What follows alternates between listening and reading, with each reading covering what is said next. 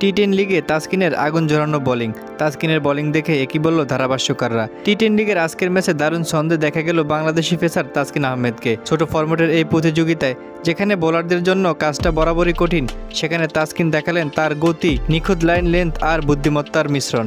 ইনিংসের শুরুতেই প্রতিপক্ষ বোলারদের চেপে ফেলেন তিনি।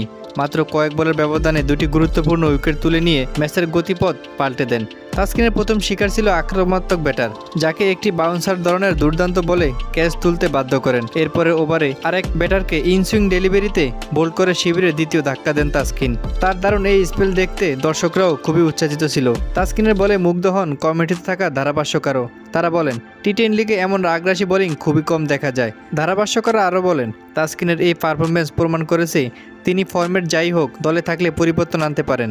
বাংলাদেশ ক্রিকেট ভক্তদের জন্য এটি বড় এক আনন্দের খবর। আন্তর্জাতিক ব্যস্ত সূচির মাঝেও তাসকিনের ধারাবাহিকতা নতুন করে আত্মবিশ্বাস যোগাবে জাতীয় দলকেও।